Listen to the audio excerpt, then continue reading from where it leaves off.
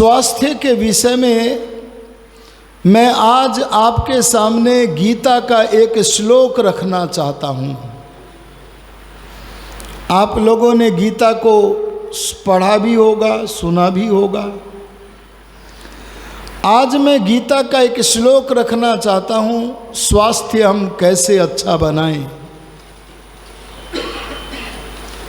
अगर स्वास्थ्य बुरा है तो इसे कहते हैं आध्यात्मिक दुख, इसे हम खुद बनाते हैं। स्वास्थ्य यदि अच्छा है तो इसे कहते हैं आध्यात्मिक सुख, इसे हम स्वयं बनाते हैं। जहाँ हमारे वर्तमान जीवन के कर्मों के फल आगे जन्म जन्मांतर में प्राप्त होते रहते हैं, वहाँ हमारे कुछ कर्मों के फल हमें इस जीवन में भी मिलते हैं। कर्म व्यवस्था बड़ी विचित्र व्यवस्था है जी। कई बार लोग हमसे पूछते हैं, आप पिछली बार आए थे? हमने कहा हाँ आए थे। वो भागा भागा 7 दिन तक मेरा बेटा काम करता था यहाँ। मैंने कहा क्या हुआ? आहा, अश्रुपात करते हुए कहने लगा एक्सीडेंट में चला गया। मैंने कहा ये तो दुखद समाचार है, आप पूछना क्या चाहते हो? वो कहता मैं ये पूछना चाहता हूँ क्या वो इतनी ही आयु लेके आया था? अरे क्या अकाल मृत्यु होती है कि नहीं होती है? अगर अकाल मृत्यु नहीं होती है तो मेरा बेटा बिना अपराध के ही मारा गया क्या? बोलो, इन सवालों के जवाब जानने चाहिए कि नहीं? पर कठिन हो जाए तो क्या करोगे? हैं जी? आयु निश्चित है कि अनिश्चित है, ये बात जाननी चाहिए कि नहीं? कर्म व्यवस्था का विषय जब आएगा, एक व्यक्ति बोला मेरे घर में चोर आ गया, सारा का सारा सामान चोर ले गया, बस मैं बचा और मेरी खाट बची, बाकी सारा चला गया।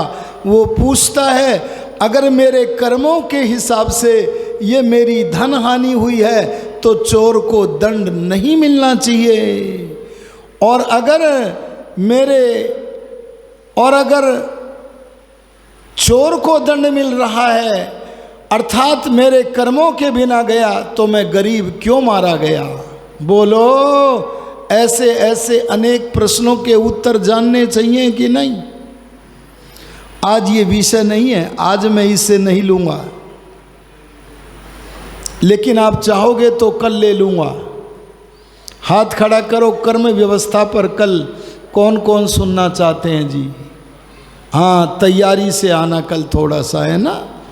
वाह, ये तो बहुत लोग उत्सुक हैं। आर्यों में आपसे निवेदन करना चाहता हूं, गीता में कहा है युक्ताहार विहारस्य युक्त चेष्टस्य कर्मसु युक्त स्वप्नावबोधस्य योगो भवति दुःखः। बस एक श्लोक का अर्थ समझ लो। क्या कहा? अगर हमारा आहार जो ज़्यादा खाता है वो योगी है या जो कम खाता है वो योगी है? बोलो अजी, बोलो। गीता कहती है जो कम खाता है, ये कम खाने से योगाभ्यास नहीं होगा। कोई ज़्यादा खाता है उससे भी योगाभ्यास नहीं होगा।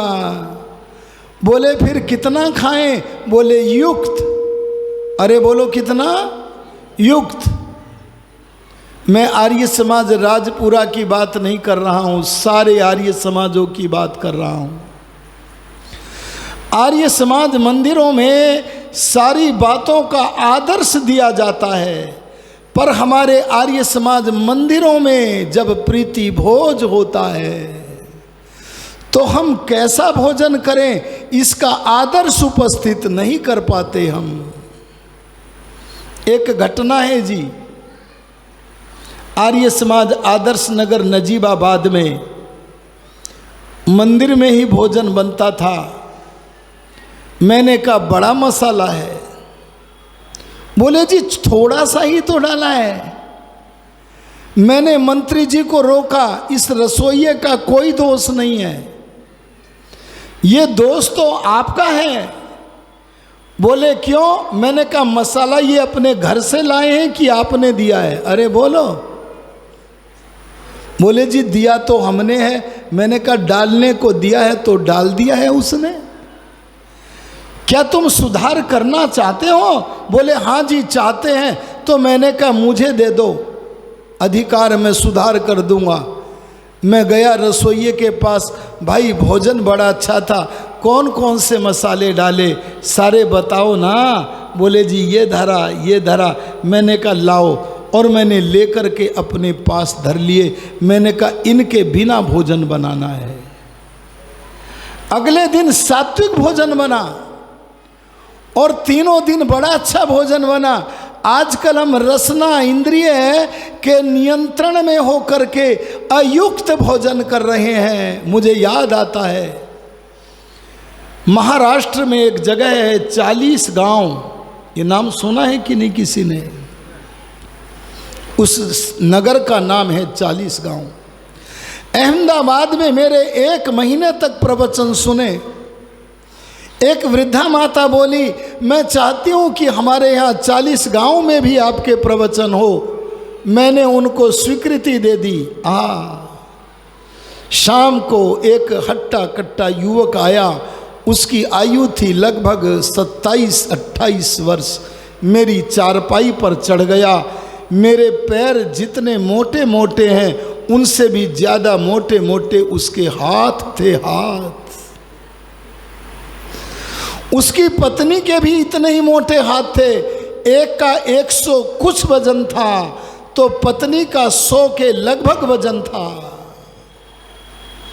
मैंने उसकी पत्नी को कहा, उसको कहा भाई घूमा करो। आहा, बड़ी कोमल आवाज में बोली उसकी पत्नी, घूमा नहीं जाता, क्या करूं। मैंने कहा आपकी सासू तो घूमती है। मैंने उनसे कहा कि यहाँ से लेकर के 4 मीटर तक रोज घूमो।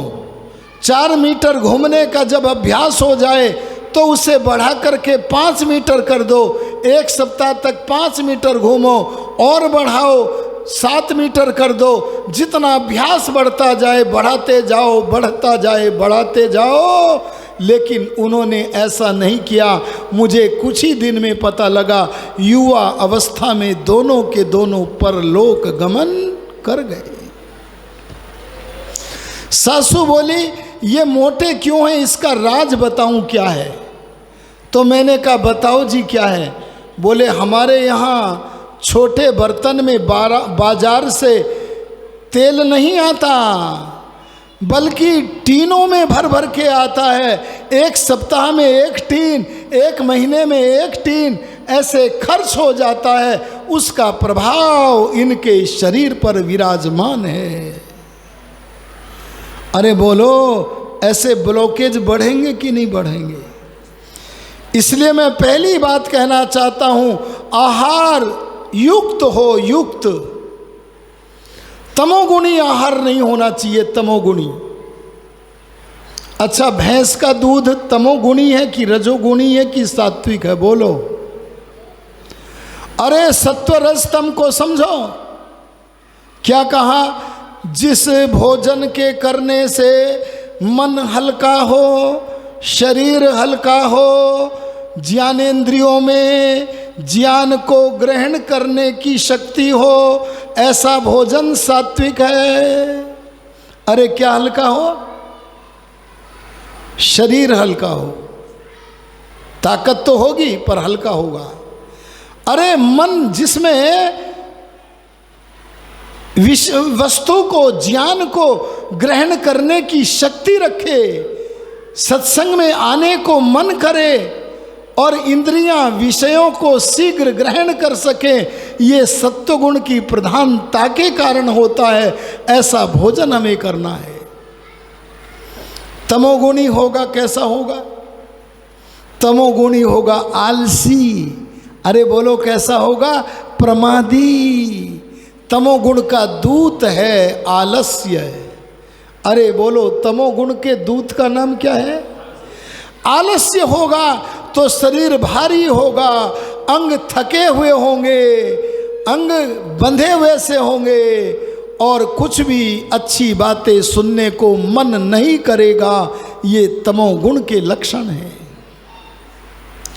रजोगुण यदि हमारे चाल चलन की खराबी से या भोजन से बढ़ गया तो हमारा मन चंचल होगा, प्रवचन हमें क्लियर नहीं होगा, प्रवचन समझ में नहीं आएगा, मन एकाग्र नहीं होगा। इसीलिए आहार तमोगुणी नहीं करना। अरे फ्रिज में धरा हुआ बासी भोजन नहीं सेवन करना। जहाँ भोजन की कमाई सही हो, सही कमाई से धन इकट्ठा करके भोजन लिया जाए, वहाँ जहाँ तात्विक दृष्टि से भोजन सात्विक हो, वहाँ कमाई भी सही होनी चाहिए। मैं कल कह रहा था, माता कौशल्या बोली मेरे गर्भ में सो तो दिव्य आत्मा का जन्म होना चाहिए। ए माओ, आपने विचार किया है क्या ये कि मेरे गर्भ में से दिव्य आत्मा का जन्म होना चाहिए? बोलो। और इसके लिए उसने कदम उठाया था, सावधान होकर के कदम उठाया था। क्या? मैं रजोगुण के में सना हुआ, मैं तमोगुण में सना हुआ भोजन नहीं करूंगी, मैं सात्विक भोजन करूंगी। और सात्विक भोजन करने का परिणाम आया कि माता कौशल्या के गर्भ से जिस आत्मा ने जन्म लिया वो बड़ा बनते बनते, बड़ा बनते बनते इतना बड़ा बना, इतना बड़ा बना कि उसे हम आज भी मर्यादा पुरुषोत्तम श्री राम के नाम से याद करते हैं। अरे बोलो भोजन कैसा होना चाहिए? युक्त। युक्त की बहुत लंबी व्याख्या है। कम भोजन करेंगे नहीं, लंबा भोजन करेंगे नहीं। कई हमारी बहनें ऐसी होती हैं कि महीने महीने का उपवास करती हैं। शास्त्रों के पन्नों को पलट के देखना, वहाँ कहा गया है ब्रह्मचारी को उपवास नहीं करना चाहिए, अकारण ब्रह्मचारी को उपवास नहीं करना चाहिए। अरे युवाओं को अकारण उपवास नहीं करना चाहिए, लेकिन जो रोगी हैं उनके लिए उपवास करना वरदान का काम करता है। इसीलिए कहा युक्त आहार, जितनी आवश्यकता है, जैसी आवश्यकता है उस युक्त का भोजन करेंगे तो निश्चित रूप से हम स्वस्थ रहेंगे। स्वस्थ माने, अरे लंबी आयु की बात बताऊंगा, सो मत। क्या बोला मैंने? युक्त माने ज्यादा नहीं, कम नहीं, तमोगुणी नहीं, रजोगुणी नहीं, सात्विक भोजन करेंगे और मौसमी भोजन करेंगे। आया जी? इसलिए युक्त आहार करो, अच्छा भोजन करो। मुझे याद आता है, ध्यान से सुनना जी जरा। अहमदाबाद में सेठ हरि भाई जी हैं, उन्होंने सुनाया मुझे, उनके पिताजी ऋषि भक्त, आर्य समाज के भक्त। आप ध्यान दे के सुनना जरा। एक साधु आता और तब वो मांसाहारी भी थे, पौराणिक भी थे, और बस उनके दुकान पर किताब डाल देता, पुस्तक डाल देता और आगे बढ़ जाता। व्यापारी ने सोचा कि साधु कुछ पैसे चाहता होगा इसलिए डालता है। जब कई बार डाला तो व्यापारी ने पूछा आपको क्या चाहिए? उसने कहा दोगे जो चाहिए, बोलो तो क्या चाहिए? मैं ये चाहता हूं कि जो पुस्तकें मैं तुम्हें देता हूं वो पढ़ो, बस ये चाहिए। बोले पैसे भी चाहिए? बोले नहीं, पैसे नहीं चाहिए, केवल ये चाहिए कि जो पुस्तक मैं देता हूं सो पढ़ो। और उन पुस्तकों को जब उसने पढ़ा, उसके जीवन में क्रांति आ गई। मैं जिस घर में भी जा रहा हूँ भोजन के लिए, एक ही संदेश देता हूँ कि तुम अपने घरों में हवन आदि धर्म के अंगों का जहाँ उपस्थापन करते हो, वहाँ परम धर्म को, स्वाध्याय को स्थापित कर लो। उस व्यापारी ने स्वाध्याय करना प्रारंभ कर दिया। स्वाध्याय प्रारंभ करके मांसाहार छोड़ा, दैनिक हवन प्रारंभ कर दिया। अरे महात्मा बन गया। और महात्मा बन के उस साधु को बोला, तुमने क्रांति ला दी है, तुम मेरे गुरु हो, मैं तुम्हारा शिष्य हूँ। आज मेरा मन करता है कि मैं तुम्हें गुरु दक्षिणा प्रदान करूं। बोले, मैं तो प्रतीक्षा कर रहा था, मेरा शिष्य कब आएगा समय जब मुझे गुरु दक्षिणा देगा। क्या आप गुरु दक्षिणा लेने के इच्छुक हुए? बोले हाँ। अरे हाँ, जब दयानंद के गुरु स्वामी विरजानंद इच्छुक थे तो मैं क्यों ना हूं। तो वो व्यापारी भी बोला, अपने जीवन को कुंदन बना करके बोला, मांग लो क्या दक्षिणा चाहते हो। तो साधु बोला, मुझे तुमसे कोई भौतिक ऐश्वर्य की कामना नहीं है, मुझे तो ये चाहिए कि तुम अपने धन से इस नगर के मध्य में कहीं एक प्लॉट खरीदो, और प्लॉट खरीदने के बाद एक ऐसा आर्य समाज मंदिर बनाओ जहां वर्ष में एक बार उत्सव नहीं होना चाहिए, जहां वर्ष के प्रत्येक दिन उत्सव होना चाहिए, विद्वानों के प्रवचन होना चाहिए। आहा, गुरु दक्षिणा में ये बात दे करके उन्होंने एक ऐसा आर्य समाज मंदिर बनाया। आर्यो ध्यान देना, धरती पर महावीरों की कमी नहीं है। उन्होंने मुझे एक बात बताई, वो जो एक साधु प्रवचन करने आए थे, उनके प्रति बड़ी श्रद्धा थी उन सेठ जी की। उन सेठ जी से साधु जी ने कहा, सन्यासी जी ने कहा, अमुक तेल मेरे लिए बाजार से मंगवाया जाए। श्रद्धा में भरे हुए थे, तेल मंगवाया। आपकी तरह श्रद्धालु थे, तेल मंगवाया। लेकिन एक दिन मनोरंजन करते हुए सेठ जी बोले, स्वामी जी आपने तो बड़ा महंगा तेल मंगवा लिया। क्या बोले? श्रद्धा पूरी है पर मनोरंजन करने का भी मन कर गया। बोले, स्वामी जी इतना महंगा आपने तो बड़ा महंगा तेल मंगवा लिया। तो स्वामी जी बोले, जरा तेल को लेकर के आओ। वो सेठ जी तेल को लेकर के आए। बोले, जरा पढ़ के देखना, ये तेल घोड़े के लिए बनाया है या गधे के लिए है या मनुष्य के लिए है, जरा पढ़ कर के बताना। तो बोला, है तो मनुष्य के लिए। बोले, तुझे मैं क्या दिखता हूँ? क्या मैं मनुष्य नहीं हूँ? अरे बोलो, क्या मैं मनुष्य नहीं हूँ? अरे ध्यान देना, मनुष्य के शरीर के स्वास्थ्य के लिए जो भी युक्त पदार्थ हो, उस युक्त पदार्थ का उपयोग करना चाहिए। हाँ, जवानी तो पैसा जोड़ने में चाहे लगा लेना, लेकिन जब प्रौढ़ अवस्था आए वो पैसा जोड़ने का समय नहीं है, वो तो अपने ऊपर खर्च करने का, अरे बोलो, समय है।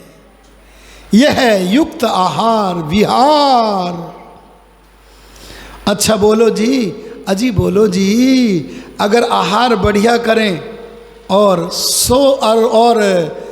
चारपाई पर पड़े रहें, कुर्सी पे पड़े रहें।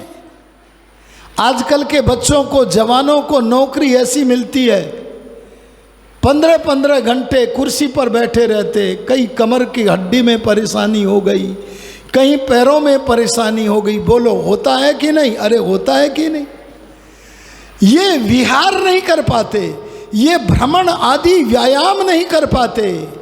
अगर ये भ्रमण आदि व्यायाम कर सके तो इनका स्वास्थ्य बने। जितना आवश्यक आहार को शुद्ध करने का है, उतना ही आवश्यक अपनी दिनचर्या में क्रीड़ा के लिए होना चाहिए, व्यायाम के लिए होना चाहिए, आसन के लिए होना चाहिए, मनोरंजन के लिए होना चाहिए। लेकिन मनोरंजन में ऐसा हंसी ठट्ठा नहीं होना चाहिए जो हमारे आचार का पतन करे। अरे बोलो, कैसा मनोरंजन नहीं होना चाहिए जो हमारे आचार का पतन करे।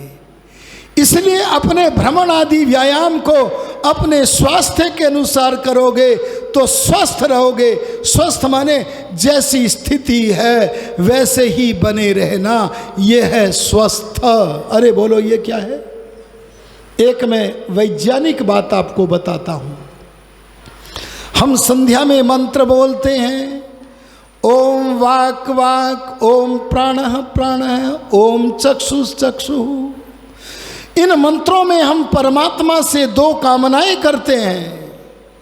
पहली कामना, मेरी वाणी आदि इंद्रियां, मेरी चक्षुर आदि ज्ञानेंद्रियां स्वस्थ रहे। स्वस्थ माने अपनी स्थिति को छोड़ के बिगड़ न जाएं। और बोले इसके लिए उपाय है, मंत्रों में बताया, बोले ये सही राह पे चले। अरे बोलो, किस पे चले? अगर आंख बिगड़ गई, अरे कान बिगड़ गए, अरे बोलो वाणी बिगड़ गई, अपनी सही राह छोड़ दी, तो तुम कितना भी कर लेना, तुम्हारे इंद्रिय, तुम्हारे ये अंग स्वस्थ रहने वाले नहीं हैं। इसलिए जहाँ ये स्वस्थ रहने के लिए प्रयत्न करो, वहाँ इन्हें सही रास्ते पर चलाओ, तो आपको चिकित्सकों के पास जाने की आवश्यकता नहीं है। ये ऑटोमेटिक माने स्वयं स्वस्थ रहेंगे। हमारे शरीर की प्राण शक्ति निर्बल हो जाती है। कौन सी शक्ति जी? ये क्या होती है? हमारे शरीर में जैसे रक्त जिनमें बहता है, वे रक्त वाहिकाएं सर्वत्र होती हैं, अंदर से खोखली होती हैं, उनमें रक्त बहता है। ऐसे हमारे शरीर के अणु अणु में, मेरे वाक्य को ध्यान देना, मैंने क्या बोला? शरीर के अणु अणु में, अरे शरीर की बाहर की त्वचा में भी और अंदर तक सर्वत्र शरीर के अणु अणु में आहा, वायु का जो सूक्ष्म अंश है जिसे प्राण कहते हैं, उन प्राण वाहक नाड़ियों को हम सर्वत्र बहता हुआ देखते हैं। पर वे प्राणवाह नाड़ियाँ अंदर से खोखली नहीं होती, बल्कि ठोस होती हैं। अरे बोलो, कैसी होती है? ठोस माने जैसे ब्लॉटिंग पेपर, क्या बोला मैंने? जैसे स्याही सोखता।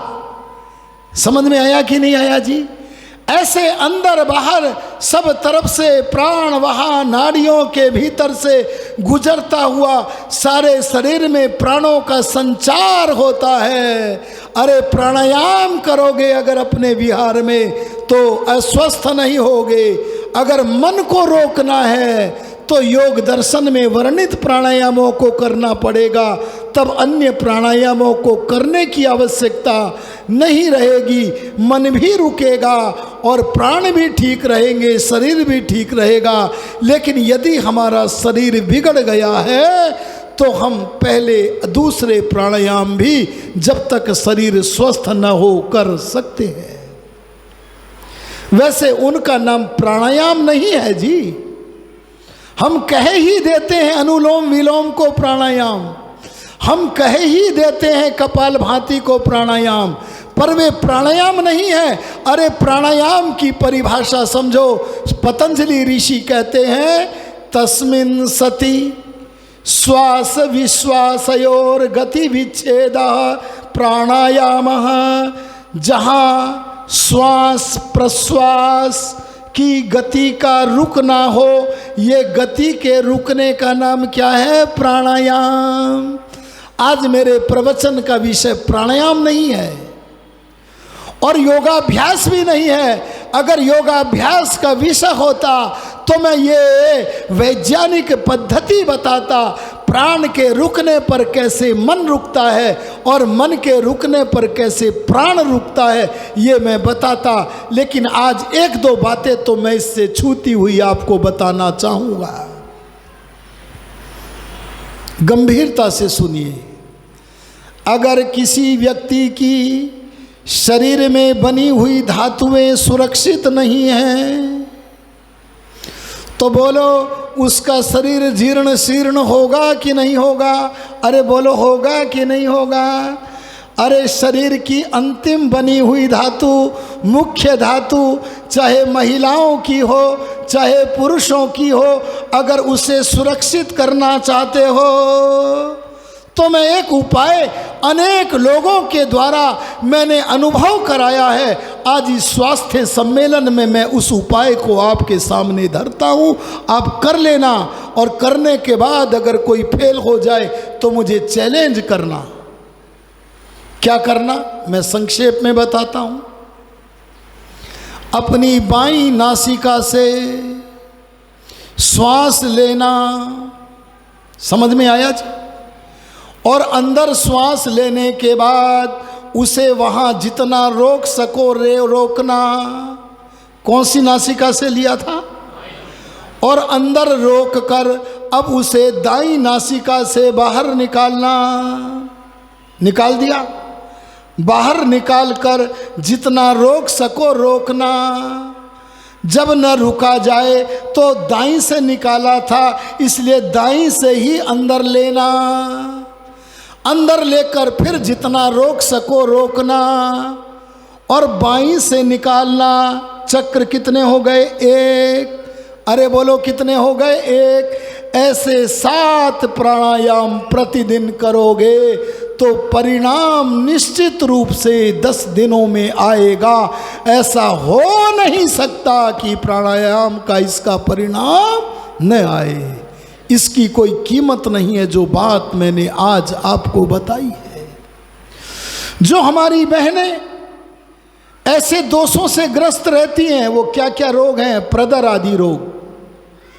आपके भी इसी प्रकार के जो मुख्य धातु संबंधी यदि रोग हो, उस रोग के निवारण के लिए मैं आज योगाभ्यास के लिए नहीं बोल रहा हूं। अगर शरीर की मुख्य धातु का संरक्षण करना चाहते हो तो संयम के साथ, ब्रह्मचर्य के साथ अगर हमने इस प्राणायाम को कर लिया तो निश्चित जानो, अरे निश्चित जानो कि हमारा बल बढ़ जाएगा, शक्ति बढ़ जाएगी। इसका आप अनुभव करके देखिएगा और मुझे बताइएगा। ये नाक पे उंगली लगा रही हो, ये तो बच्चों के खेल है। ऋषि दयानंद ने कहा ऐसा कोशिश करो, संकल्प से बाएं नाक से लो, संकल्प से दाईं नाक से निकालो, संकल्प से मन को एकाग्र करके दाईं नाक से लो, बाईं से निकालो। ये अनुलोम विलोम नहीं है। इस प्राणायाम का नाम महर्षि दयानंद के शिष्य स्वामी लक्ष्मणानंद जी महाराज कहते हैं। इसका नाम है वीर्याकर्षक प्राणायाम। अरे बोलो क्या नाम है? आहा, जैसे पत्थर होता है ऐसे शरीर की मुख्य धातु को पत्थर की तरह दृढ़ कर देने का जो प्राणायाम है, इस कारण से इसका नाम क्या रखा?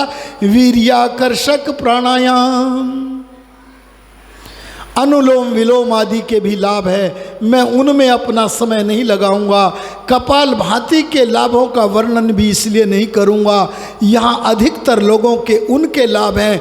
आज मैं योग विषय पर नहीं बोल रहा, पर दुर्भाग्य से जो योगी नहीं है, अरोगी हैं, रोगी हैं, उन लोगों को दृष्टि में करके बोल रहा हूँ। इसलिए बाद में मुझे ये मत कह देना कि तुमने योग दर्शन के प्राणायामों को नहीं कहा, तुमने सत्यार्थ प्रकाश में वर्णित प्राणायामों को नहीं कहा है।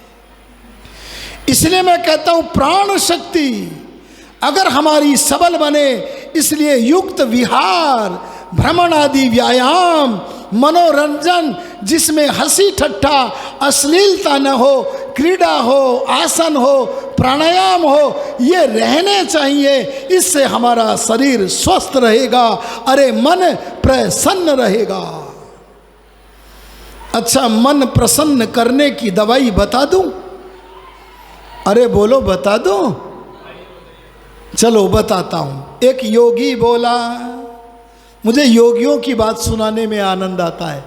वो 400 वर्ष की आयु के लिए तो टाइम नहीं रह जाएगा फिर। बोलो जी। एक योगी बोला, एक योगी से उसके मित्र ने पूछा, उस योगी का नाम था स्वामी आत्मानंद। उस समय जब पूछा तब नाम था मुक्तिराम। उससे पूछा, हे मुक्तिराम मित्र, तेरी बुद्धि इतनी तेज कैसे हो गई? अच्छा, मेरी बुद्धि इतनी तेज कैसे हो गई, इसका उत्तर देते समय मुझे जाने अनजाने अपनी प्रशंसा करनी पड़ेगी कि नहीं? अरे बोलो हर्षित जी, बोले प्रशंसा करना अच्छा नहीं है। इसलिए उनके मुख से एक वाक्य निकल गया, अरे ये बुद्धि तो जब तेज होनी होती है हो ही जाती है, मैं तो बस प्रसन्न रहने का उपाय करता हूं। क्या बोले? मैं तो बस। अब पूछने वाला भी कम नहीं था, बोले टाल गए उत्तर। बुद्धि कैसे तेज हो गई? टाल गए, पर मैं भी मानूंगा नहीं। उसने पूछ ही तो लिया, तो यही बता दो आप प्रसन्न कैसे रहते हो। सुनो क्या उत्तर दिया योगी ने। उत्तर दिया, मैं जब कोई काम करता हूं, आप काम करते हैं कि नहीं? अरे बोलो, करते हैं कि नहीं? मैं जब भी कोई काम करता हूं तो सत्य पर आधार, सत्य को आधार बना करके काम करता हूं। सत्य को आधार बनाकर काम करने के कारण मैं सदा प्रसन्न रहता हूं। पूछने वाला और गहराई में घुसना चाहता है। बोला, सत्य के द्वारा प्रसन्न कैसे रह पाता है मन, इसकी वैज्ञानिक रीति बतलाओ। तब वह योगी बोला, एक झूठ बोलने वाला झूठ बोलकर मौन नहीं होता, बल्कि अपने झूठ को छिपाने के लिए अंदर ही अंदर प्रयत्न करता रहता है। अंदर झूठ बोलकर अगला सवाल आएगा, उसका क्या उत्तर देना है, इस बात के लिए अंदर ही अंदर जो विचार उठेगा, बोलो वो विचार प्रसन्न करेगा कि अशांत? अरे बोलो ना। आजकल तो मोबाइल लोगों के हाथ में हो, आप बैठे आर्य समाज मंदिर में हैं, कह देते हैं अजी वहाँ है जी, हम तो जहाँ भेजा था आपने वहीं है। आर्यो ध्यान देना, ये झूठ का अवलंबन करने वाला उस झूठ को छिपाने के लिए अशांत रहता है। घटना सुनाता हूँ। मैं एक व्यापारी के प्रतिष्ठान पर गया। उसके यहाँ कर्म करने वाला एक कर्मचारी पीछे के दिन आया नहीं था। मेरे सामने उसने पूछा, भाई कल नहीं आए, क्यों नहीं आए? पहले से तैयारी करके आया था, झूठ बोलना है। और उसने तुरंत उत्तर दे दिया, क्योंकि तैयारी थी। बोला, मैं बीमार हो गया था। यहां तो तुरंत दे दिया। अब उसने अगला प्रश्न किया, किस डॉक्टर से दवाई ली? तो इसका नाम बताऊं कि इसका बताऊं कि इसका बताऊं? समय लगा कि नहीं लगा जी? और समय लगाने के बाद बोला, अमुक डॉक्टर से लिया। तो वो व्यापारी बोला, इस प्रश्न का उत्तर देने में इतना समय क्यों लगाया? ध्यान देना, झूठ बोलने वाला झूठ बोलकर शांत नहीं होता, अंदर ही अंदर उस झूठ को छिपाने के प्रयत्न करता है। ये मन को अशांत करता है, शरीर को क्लांत करता है, रोगी करता है। लेकिन सत्य बोलने वाला सहज है सत्य, यथार्थ है सत्य, उसे बोलकर मौन का अवलंबन कर लेता है। इसीलिए वह बोलो प्रसन्न रहता है। अगर ये उपाय करो तो बात बने, हमारा मन प्रसन्न रहे, हंसमुख रहे। मैं आगे से कहूँगा, युक्तावबोधस्य युक्त स्वप्नस्य समय पर सो। अरे बोलो कब सो? समय पर सो। देखो, सोने वाले तीन तरह के लोग होते हैं। एक वे हैं जो तमोगुणी नींद लेते हैं। अरे बोलो कौन सी? इनकी पहचान आपको है कि नहीं? मैं कराता हूं पहचान। सोया, खूब सोया, 15 घंटे सोया, उठाने की कोशिश की तो उठा नहीं, चारपाई पर से उठा के नीचे डाल दिया। बोले चारपाई को से नीचे तो डाल दिया, धरती से नीचे डाल के दिखाओ। अरे चारपाई को तो उलट दिया, धरती को उलट के दिखाओ। पर जब जबरदस्ती उठाया तो उठ तो गया, पर ज्यों ही मौका मिला फिर सो गया। यह है तमोगुणी निद्रा की पहचान। पर दिन भर रात भर हर समय आलस्य बना रहे, प्रमाद बना रहे, यह है तमोगुणी निद्रा का स्वामी। इसे गुडाकेश नहीं कह सकते। अरे गुडाकेश तो अर्जुन था। अरे बोलो कौन था जी? निद्रा का विजय करने वाला अर्जुन था। एक रजोगुणी होता है नींद लेने वाला, रजोगुण प्रधान। सोया तो रात भर, पर पिक्चर देखता रहा। अरे बोलो क्या देखता रहा जी? अरे पिक्चर जानते हो कि नहीं जानते हो? उसमें इधर से उधर चित्र आते रहते हैं, हटते रहते, आते रहते हैं, हटते रहते हैं। ये पिक्चर होती है। ओहो, मन में बार बार नए नए चित्र दृश्य आ रहे हैं, जा रहे हैं, आ रहे हैं, जा रहे हैं। सारी रात भर पिक्चर देखता रहा। सवेरे उठा तो उठ करके कहता है आज नींद अच्छी नहीं आई। बोलो ये पहचान है रजोगुणी निद्रा की। ऐसी निद्रा लेना बंद कर दो। और सात्विक निद्रा क्या है? ये सबके भाग्य की वस्तु नहीं है। क्या बोला मैंने? ये सबके? अरे सबके भाग्य में सब कुछ होता है क्या? अरे बोलो ना। ये सबके भाग्य की वस्तु नहीं है, ये केवल योगियों के भाग्य की वस्तु है। अरे भाई ऊंची बात है ये तो बहुत। और वो क्या? योगी लोग 4 घंटे 5 घंटे केवल निद्रा लेकर जब सोकर उठते हैं तो उठते ही उनके मुख से स्वतः एक वाक्य निकलता है, अहम सुखम अस्वाप्सम। क्या निकला? मैं बड़े सुख से सोया। आहा, पूरा का पूरा विश्राम मिल गया, आराम मिल गया। ये सुख से सोया। ये सत्वगुणी वृत्ति से युक्त निद्रा को लेने वाला, समय पर सोने वाला, समय पर उठने वाला जो मनुष्य होता है, उसके क्लेशों को, दुखों को, शरीर के अस्वास्थ्यों को योग अभ्यास हटा देता है। मैंने चूंकि कह दिया था लंबी आयु की बात भी करूंगा, तो चलो उपसंहार करता हुआ और सब वार्ताओं को छोड़ता हुआ। अरे ये तो समय हुआ। अरे बोलो कहूं कि ना कहूं? हैं जी? समय तो हो गया, 2 मिनट बस रही है। हैं जी? कह दूं? चलो संक्षेप में कहता हूं। कहने को तो 20-25 मिनट में कहने की बात है, पर 10 मिनट में कहता हूँ। पर समझ में तब आएगी जब ध्यान से सुनोगे, क्योंकि ज़्यादा बात को थोड़े टाइम में कहने में कठिन बन जाती है। सुनो, वेद का एक मंत्र आया, ए मनुष्य, अगर तू विद्वान बन जाए, तू धनवान बन जाए, तू स्वास्थ्य वाला बन जाए, पर तेरी आयु छोटी हो, तो क्या कर लेगा विद्या का? अरे क्या कर लेगा स्वास्थ्य का? क्या कर लेगा धन का? इसलिए धरती पर सबसे बड़ा अगर कोई धन है तो उस धन का नाम है आयु का धन। अरे बोलो क्या नाम है? आयु का धन। हे पिता, ये आयु का धन मेरे हिस्से में खूब आए, इसका तरीका बताओ।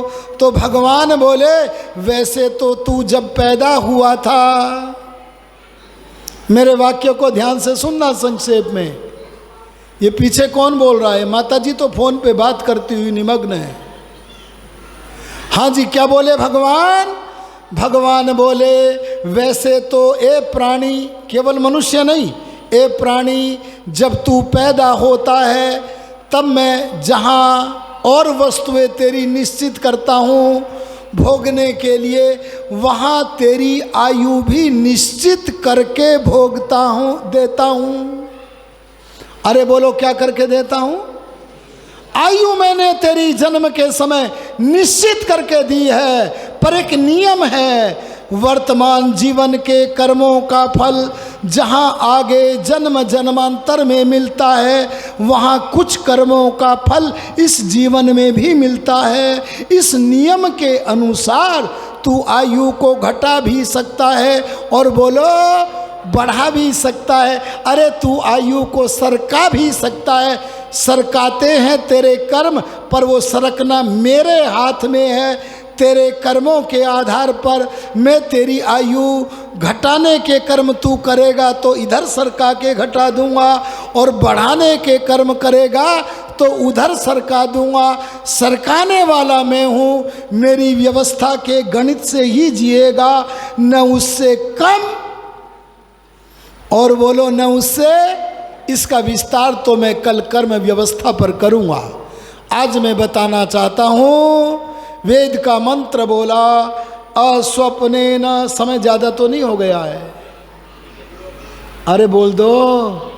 अच्छा तो आप तो उत्सुक हो, क्योंकि ये भी देख रहे थे, मैंने सोचा घड़ी तो नहीं देख रहे हैं। मैं उसको देख रहा हूँ, उसमें 3-4 मिनट बच रहे। अच्छा तो सुनो, वेद बोला ए मनुष्य अगर तू 100 वर्ष, अरे 100 नहीं, भूयश्च शरदः शतात, अगर 400 वर्ष की आयु भी प्राप्त करना चाहे, इससे ज़्यादा नहीं, तो तू उसे प्राप्त करने की टेक्निक मेरे से सुन ले। क्या है वो टेक्निक? अस्वप्नेन कृणुत दीर्घमायु। तू अपने जीवन को स्वप्न रहित बना ले। अरे बोलो क्या बना ले? अच्छा समझो स्वप्न क्या है। परमात्मा ने हमारे स्वास्थ्य के लिए 2 अवस्थाओं का निर्माण किया है। अरे 2 अवस्थाओं को बनाया है। एक अवस्था का नाम है जागृत अवस्था। आप अब कौन सी अवस्था में बैठे हो? इस समय आपकी आंख जग रही है कि सो रही है? अरे बोलो कान जग रहे हैं कि सो रहे हैं? अरे बोलो मन जग रहा है कि सो रहा है? अरे बोलो आत्मा जग रही है कि सो रही है? आहा, मालिक आत्मा, उसके सेवक मन, इंद्रियां, शरीर सारे जग करके काम कर रहे हैं जब तब उस अवस्था का नाम है जागृत अवस्था। ये काम करने के लिए है। कर्म करो, कर्म करने के लिए इस अवस्था का निर्माण परमात्मा ने किया है। लेकिन काम करते करते करते जब अंगों में थकावट आ जाए तो आराम चाहिए कि नहीं? अरे बोलो विश्राम चाहिए कि नहीं? ये थके हुए अंगों को विश्राम देने के लिए परमात्मा ने एक अवस्था और बनाई है। उस अवस्था का नाम है सुषुप्ति। अरे बोलो क्या है? आहा, जागृत अवस्था काम करने के लिए है और सुषुप्ति अवस्था गाढ़ नींद की अवस्था। सुषुप्ति माने गाढ़ी नींद की अवस्था थके हुए अंगों को विश्राम देने के लिए है। पर हम अपने कुकर्मों से, अरे बोलो किससे? अपने कुकर्मों से एक तीसरी गंदी अवस्था को बना बैठते हैं। उस तीसरी अवस्था का नाम है स्वप्न अवस्था। क्या नाम है? ये ऐसी गंदी अवस्था है, न तो काम करने देवे, अरे सुनो, न तो, और न आराम करने देवे। एक घटना सुना दूं। एक भजनोपदेशक जी भजन बोल रहे हैं। 1 महीने हो गया था घर से निकले हुए। तबला वादक यहाँ बैठे हैं। तबला वादक तबला बजा रहा है, ऐसे तबला बजा रहा है। खो गया तबला बजाता बजाता सपने में। सब खोते हैं। तबला बजाता बजाता खो गया और मन में सपने में खो गया। अरे आज 30 दिन हो गए हैं, आज रिजर्वेशन है। देखो सुनो, तबला बज रहा है और बोला आज गाड़ी में रिजर्वेशन है, घर चलेंगे। पता नहीं गुरुजी ने कितने बजे रिजर्वेशन कराया है, भूल गया, मैं मंच पे बैठा हूँ, चलो पूछ लेता हूँ। और गुरुजी भजन बोल रहे हैं। गुरुजी के कान की तरफ मुंह ले गया तबला बजाता बजाता। उसने सोचा गुरुजी ने, भजनोपदेशक जी ने, कोई इतनी ज़रूरी बात है, जो भजन बोलते हुए मुझे बतानी पड़ रही है। उन्होंने बोलते बोलते कान ऐसे कर लिए। तो वो बोला, गुरुजी रिजर्वेशन कितने बजे का है? गुरुजी बोले, माइक से मुंह हटा के जरा कमरे में चल, तब तुझे बताता हूं कितने बजे का है। अरे हम जागते हुए, प्रवचन करते हुए, सुनते हुए सपने ले लेते हैं। ये स्वप्न के समय हमारे मन की शक्तियां, हमारे शरीर की शक्तियां ये अदृश्य हो जाती हैं, वृद्धि को प्राप्त नहीं होती हैं। तभी किसी यान के पीछे मैंने लिखा हुआ देखा। क्या देखा? सपने मत देख पीछे वाले गाड़ी वाले ड्राइवर, आगे देख। अगर तू सपने में खो गया तो टक्कर मत मार देना। ध्यान देना। अगर हम, अच्छा ये बताओ, सपने हम रात में खाट पर सोते समय लेते हैं या जागते समय लेते हैं? अरे बोलो ना जी, हैं जी? अरे सोते समय नहीं। हम मनुष्य तो ऐसे अभागे हैं, 400 वर्ष की आयु तो क्या पावे, 100 की भी नहीं पा पाते। क्योंकि हम जब सोते हैं तो भी सपने लेते हैं, अरे जागते हैं बोलो तो भी सपने लेते हैं। जब ये उत्तर मिला योगी से तो शिष्य बोला, हे गुरु वो समय कौन सा है फिर? जब सोए तो सपने, जागे तो सपने, तो वो समय कौन सा है जब हम सपने नहीं लेते? तब गुरु गंभीर हो गए और गंभीर होकर बोले, ए मनुष्य, तू 2 समय स्वप्न नहीं लेता। कितने समय बता दूं? दोनों समय। एक समय जब तू गाढ़ निद्रा में होता है तब स्वप्न नहीं लेता। एक तू जब समाधि में होता है, अरे बोलो काहे में? समाधि। ये तो बड़ा कठिन काम है। जब शिष्य के मुख से ये उत्तर निकला, गुरुजी तुरंत बोले, इसीलिए तो समाधि कठिन काम है, इसीलिए तो किसी का आयु लंबा, अरे बोलो, नहीं होता। समाधि का अर्थ करते हुए मैंने बताया था, जब मन की पिक्चर इतनी बंद हो जाए, मन की इतनी एकाग्रता हो जाए कि 3 घंटे से भी ज़्यादा आपका मन अपनी शक्तियों को स्थिर रखते हुए एक वस्तु पर लगा रहे, एक ही वस्तु भासती रहे, इसका नाम है संप्रज्ञात समाधि। अगर ये तुम छू लोगे तो निश्चित जानो तुम्हारे शरीर का बल इतना बढ़ेगा, अरे मन का बल इतना बढ़ेगा, अरे मन का ही नहीं आत्मा का बल भी इतना बढ़ेगा कि बड़े बड़े कष्टों को सहन करने की ताकत मिल जाएगी। बोलो क्या ये छोटी बात है? इसीलिए मैं ये कहता हूँ कि हम अपने मन को, अपनी मन की शक्तियों को बिखरने ना दें, अपनी मन की शक्तियों को एकाग्रता के द्वारा संयुक्त करें। अगर हम ऐसा कर पाते हैं तो जहाँ स्वस्थ रहेंगे वहाँ लंबी आयु भी प्राप्त करेंगे। अरे आम के आम और बोलो गुठलियों के दाम, ये प्राप्ति हमें होगी। इन्हीं शब्दों के साथ मैं अपनी वाणी को विराम देता हूँ। ओम शम।